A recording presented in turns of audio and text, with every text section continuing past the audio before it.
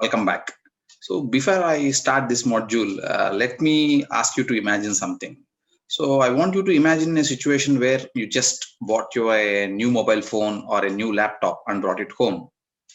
When you unbox it and you want to set it up, what do? You open it up, go through the first initial configuration steps, and then your device will ask for the Wi-Fi or network connectivity. Usually we have Wi-Fi in our homes. What you do is you select your Wi-Fi, enter the password, and your device gets connected to the internet. That's it. That's most of your configuration done. Once you connect to the internet, then you can actually download the content, sync your device, sync your accounts, do lots of things, right? But did you ever wonder how did your new device get all the parameters that are required for this device to connect to the internet? It requires an IP address, it requires a DNS, all those things. It requires a default gateway. So there are many parameters that are required. You did not manually configure it, right? But still the configuration is done and you are accessing the internet. So what happened in the background? This module covers what is happening in the background. So in order to make our jobs easier, we have a technology called as DHCP. So DHCP, Dynamic Host Configuration Protocol, dynamically assigns IP addresses to devices. DHCP v4 is for IPv4 networks. For the network administrator, DHCP makes life much more easier as they need not spend the full day configuring IP addresses for every device on the network. If you configure a small home or an office, it might not seem a huge task. But consider one network administrator doing it for an entire college, which has 6,000 students, each one of them carrying one laptop and one mobile phone. Just imagine the type of burden that puts on a network administrator to keep track of all the IP addresses for all these devices. No one wants that job anymore. It's too much. It's an arduous task. So in that case, DHCP comes to the rescue by automatically assigning the IP addresses to the devices that connect to the network. In this module, we will learn how to configure a Cisco IOS router to become a DHCP version 4 server. Also, we will learn to configure a iOS router as a client as well. I'll discuss more about these things. DHCP v4 configuration skills will significantly reduce the workload of a network administrator, and I'm guessing everyone needs such skills. So let's learn DHCP. Concepts that are going to be covered in this particular module, where we first give an initial information about what do you mean by DHCP version 4, and then we will talk about configuration of a router as a DHCP v4 server. And finally, we will also be discussing about how do you configure the router to become a DHCP v4 client. So these are the three concepts that are covered in this particular module. Let's start with DHCP version 4 concepts. And as I just told you earlier, this DHCP v4 assigns IPv4 addresses and other network configuration information dynamically. Because the desktop clients typically make up the bulk of network nodes, this is a very extremely useful and time-saving tool for the network administrators. Generally speaking, a large network usually has a dedicated DHCP v4 server, which is scalable and relatively easy to manage. For a small branch or even homes, what you do is you can actually make a Cisco router, or you can configure a Cisco router to provide the DHCP v4 services without the need for a dedicated server, because Cisco IOS software supports an optional full-featured DHCP version 4 server. This server does the same job. What it does is it actually dynamically assigns or leases IPv4 addresses from a pool of addresses for a limited period of time chosen by the server, or until the client no longer needs the address. That means, in simpler terms, when you pick up a device, when you go into a network, when you connect to the network, if that particular access point is also configured as a DHCP server, what it does is it will automatically assign one address, because there is already a pool of addresses which are configured on that particular device, which are on that particular access point. It will pick one address from that particular pool and will assign to this particular mobile device. This is not a permanent assignment. It will actually give it as a lease thing. So once the lease expires, it will have a renewal policy also. And if the client is no longer in the network, or it leaves, or it switches off, then automatically that address will be taken back and put back into the pool so that it can be assigned to some other device. So this is how a simple DHCP works. Now, clients lease the information from the server for an administratively defined period. Administrators configure these servers to set the leases to timeout at different intervals. This is purely based on the policies of the organization. The lease is typically anywhere from 24 hours to a week or more. When the lease expires, the client must ask for another address. But generally speaking, once again, the client will be issued the same address most of the time. That is when the lease expires. Now, DHCP version 4 works in a client-server mode. When a client communicates with a DHCP version 4 server, the server assigns or leases an IPv4 address to that particular client. The client connects to the network with that address which is assigned until the lease expires. Now, in order to extend the lease continuously, this particular client must contact the server and get the permission, and it can simply get the lease extended. This lease mechanism ensures that clients that move on or power off do not keep that addresses they no longer need. This is a simple tactic. As I told you, when a lease expires and the client is no longer interested in renewing that lease, the DHCP server will simply take back that IP address, put it back in the pool, and maybe use it for another device which requires it. So this is the concept of DHCP server working in a client server mode. Now, this is the process. How does a client obtain a lease? We call it the DORA process, D-O-R-A usually. DHCP's DORA process, they call it. In this, D stands for discover, O stands for offer, R stands for request, and A stands for acknowledgement. Check this scenario here. Here you have a DHCP version 4 client, or just the client, just your laptop or mobile phone. Now, once it boots up, it will send a discover message, which is a broadcast message sent.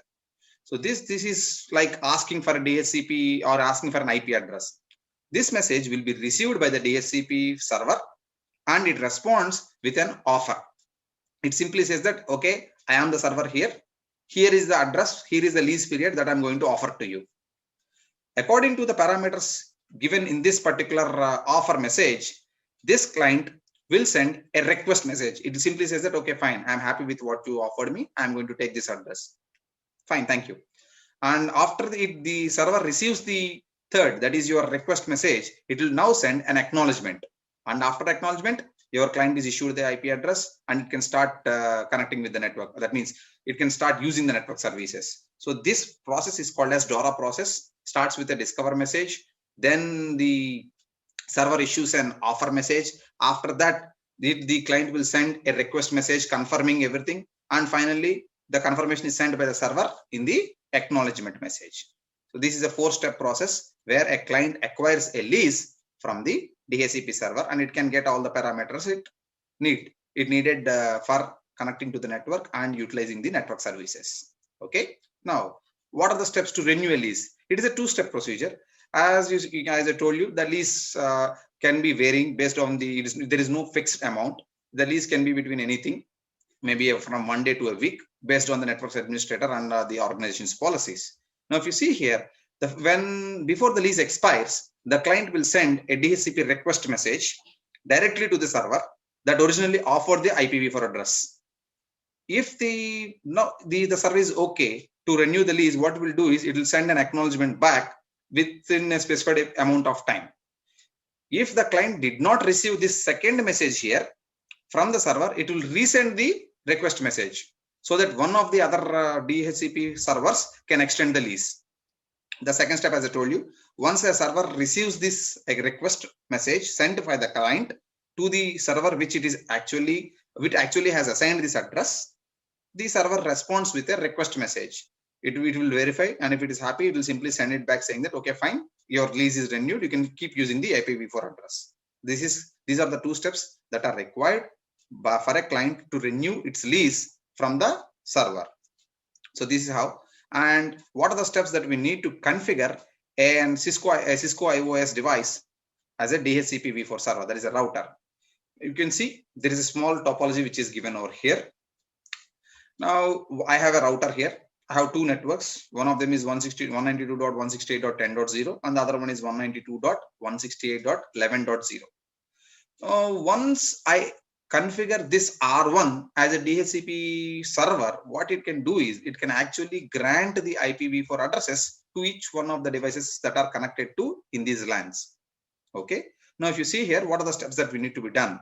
Step 1, please remember this, we usually start with IP DHCP excluded address. This command is used to specify the different addresses that are to be excluded from the pool. Now, what I'll do is I'll simply, in generally speaking, what I do is when I need to configure a pool name within the device, and I will issue some network addresses to this particular pool. Maybe I'll say that 10.10.0.02, 10.10.0.254. Just imagine that.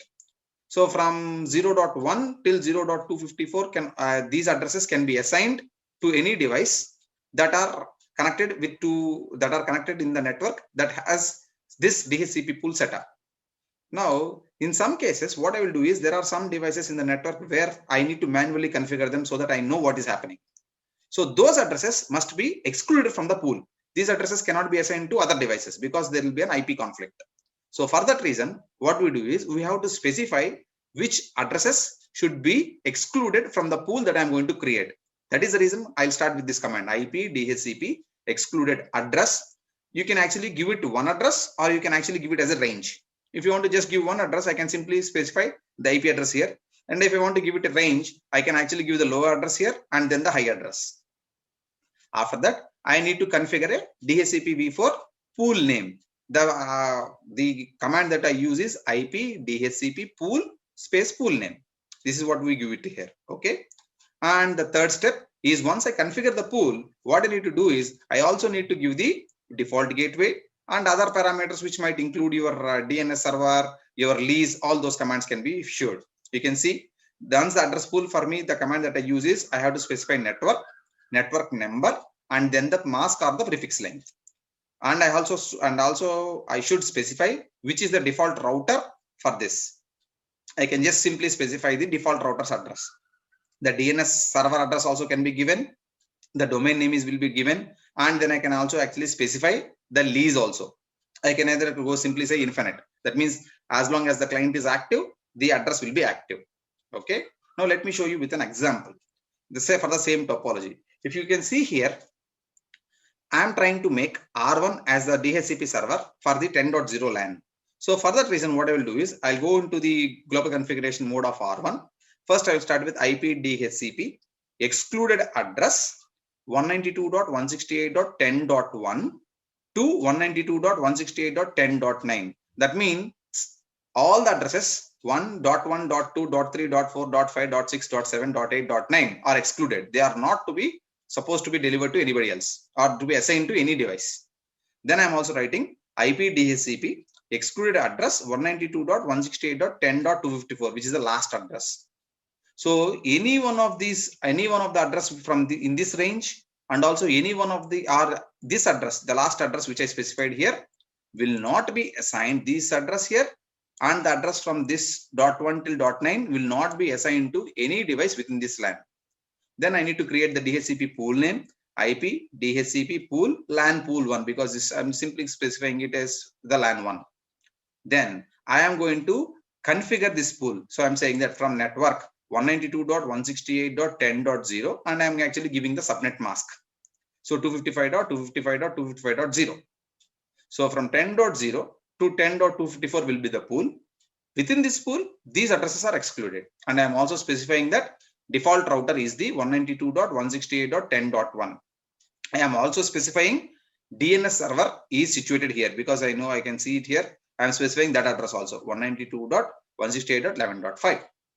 And then I am giving the domain name as example.com and end. This is how. Similarly, if I want to assign the DHCP server for this LAN, I have to follow the same steps. This is done for this particular LAN because it's 10.0. Now, if I want to do this for this particular LAN, you simply repeat the steps. There are a couple of packet tracer activities which will help you to understand these configuration steps in depth, because you get to work on the addresses and the ranges. Okay, just check out those videos also so that you will have a better understanding of implementing these commands. Okay, so once you do that, it is always the job of a network administrator to verify whether the commands that you have given are done properly or not. That means the configuration is done without any issues or not. So in that case, these are the various show commands that are used. You can actually use show running configuration, pipe section DHCP, show IP DHCP binding, which actually will display the list of IPv4 addresses to MAC addresses, but to the MAC address bindings, which are provided by this particular service. And then you can also check out the show IP DHCP server statistics, where you will give you a count. The count is regarding the information. It might be the number of DHCP messages that have been sent and received. I have brought sample outputs of these particular show commands in order to have a better understanding. You can check it out here. The first one, I can simply type in show running config and the pipe, and then I will type in section DHCP, because I'm interested only for the commands that are related to this particular thing. I can see these are the commands that I typed in. I can also verify whether I have given it correctly or not, whether I have did any mistakes while configuration. So the DHCP pool name is given, the network range is given, the default router is given, the DNS server is given, the domain name is given. And for this, the next step, I can also verify the DHCP v4 bindings. For that, the command that I use is show IP DHCP binding. In that case, I will get the IP address, the client date, this is the MAC address, the lease expiration date, what it is done, whether it is active or not. All those things I can get it for all the devices that are actually assigned an IPv4 address from this particular device. Okay. And the third one is I verify the DHCP version 4 statistics. For that, the command that I use is show IP DHCP server statistics. So it's saying the memory usage, how many address pools are configured, how many automatic bindings are done, how many are active. These are the relays. I'll tell you, I will talk more about the relays. So how many messages you got? So discover messages, request messages, how many declines, release, inform. So it will give you a detailed information about the type of messages that are sent out and that are received. So for that, you need to enter this command, show IP DHCP server statistics.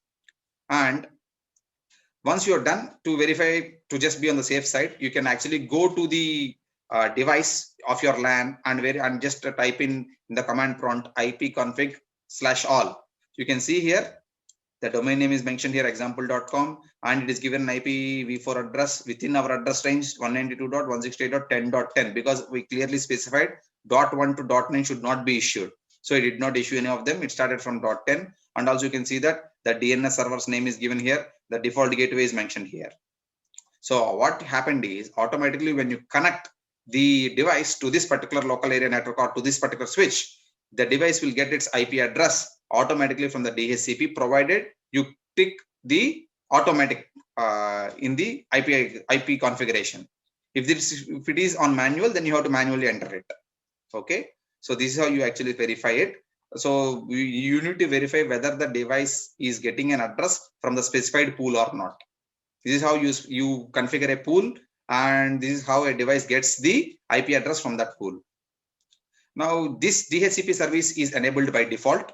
And if you don't want DHCP service running, that means you manually want to do everything and you want to have full control. Then for that, you need to simply type in no service DHCP. Then automatically DHCP will be disabled. Now, if you want to re-enable it, you can simply type in service DHCP. Okay. So these are the two commands which will help you to disable and enable DHCP. Now, there is one issue here which happens in large networks. Because large networks, what we do is we have hierarchies, right? Now check this scenario where PC1 wants to get a IP address through DHCP. Now for large networks, it is a common practice that a separate DHCP server is maintained. It is easy to maintain and it is very scalable. So rather than keeping the burden on the router, what they do is they will maintain a separate server which assigns the address. But how does R1 forward a broadcast message arriving from PC1 requesting a IP address to DHCP server which is situated in another network? Because PC1 belongs to 10.0 and the DHCP version 4 server has a network address that belongs to the another LAN. When PC1 sends a broadcast message requesting for a DHCP address, that broadcast message reaches R1 and R1 is not configured to be a DHCP server. or anything, it simply ignores the message. So PC1 will not be able to receive any IPv4 address, but that should not be the case, because R1 is not going to forward a broadcast from one network to another network, because this is a router. It will not forward any broadcast. So PC1's broadcast to get an IPv4 address from DHCP will not go into this network. So we cannot get it. Then how do you do it? For that reason, what we do is we can actually configure the router as a relay agent. Now, what do you mean by this? So R1 must be configured to relay these DHCP v4 messages to the DHCP v4 server, so that a broadcast message from PC1 should be redirected or should be directed towards the DHCP v4 server. For that, we have a command. We got what we have is IP helper address. So we need to select the interface on which we need to enter the command, and on that interface, this is the interface G0/0/0, and on that interface, what I do is I put in IP helper address 192.198.168. Once you have assigned the helper address on that particular interface, what will happen is this particular router R1 will start accepting the broadcast requests for the DHCP v4 service, and then will forward those requests as a unicast to the IPv4 address, which is your helper address that you specified here. You can see here the 11.61 is actually assigned as the helper address. And now in R1, if you give the command, the show command, show IP interface with the prompt G0/0/0, you can see the helper address is 192.168.11.6. What it will simply do is, if a request is now originating from PC1 for a DHCP v4 address, now R1 will be forwarding it not as a broadcast, but as a unicast message from here to this particular server. And the server will now, the same DORA thing happens again, and then PC1 will be assigned an IPv4 address from this DHCP server. This helper command is actually used just not only for DHCP. There are other services. There are actually the following. These are the 8 UDP services which the IP helper address can be used: time, tax, DNS, DHCP boot TP server, DHCP boot TP client, TFTP, NetBIOS name service, NetBIOS datagram service. So there are other services also which can make use of this IP helper address command. Now, we have seen until now how do you configure a router to act as a DHCP server. Now you can also make this router work as a DHCP client as well. Now you might ask me, why should it act as a client? Because there are some scenarios where your home routers or a small office router will be connected to the DHCP v4 server of your ISP.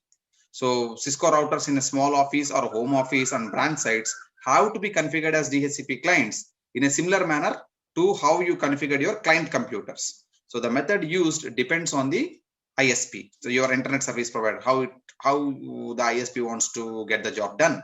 In the simplest configuration, the Ethernet interface is used to connect to a cable or a DSL modem. So to configure an Ethernet interface as a DHCP client, you have to use the command IP address DHCP interface in the configuration mode. I'll show you an example. So if you just check out this is your router of your home office, of your home or your branch office. For this, if you want to configure this particular router as a DHCP v4 client, you have to assign this particular command on this interface, because this interface is the one which is connected to the cable modem, which connects to the ISP's DHCP server.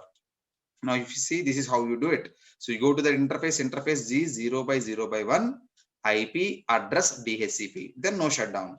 Now, if you enter, if you just want to go check out the character, check out using the show command, show IP interface G0/0/1. You can see here internet addresses, broadcast addresses, and address determined by DHCP. Okay, so this configuration assumes that the ISP has been configured to provide the select customers with IPv4 addressing information. Now, similarly, in case of your homes where your router, it can also be configured to get the information directly from the ISP itself. Now, this is the diagram, or this is the figure where you can do it on a automatic configuration on a packet tracer wireless router. You can see here in this internet connection type, it is given as automatic configuration as DHCP. So then automatically it goes to the ISP's provider, the DHCP server provided by the ISP, and then it will get the IP address and other parameters straightforward from the server itself. There are many manufacturers of home routers, and almost all of them have a similar setup. So hopefully you have understood what DHCP is, how to configure a DHCP pool, and even how to configure a router as a DHCP client as well. In the next module, we will start discussing about DHCP v6 and SLAAC. So what are the parameters that are used to configure IPv6 addresses? Okay. And also my another suggestion is do please check it out, the packet tracer videos on this particular module, so that you'll have a better understanding on the DHCP configurations, the different issues that might arise, the different types of the commands that need to be used, so that the configuration is done properly or not. Okay, thank you very much. Hopefully you have understood all these things. To check the packet tracer videos. Thank you. Take care.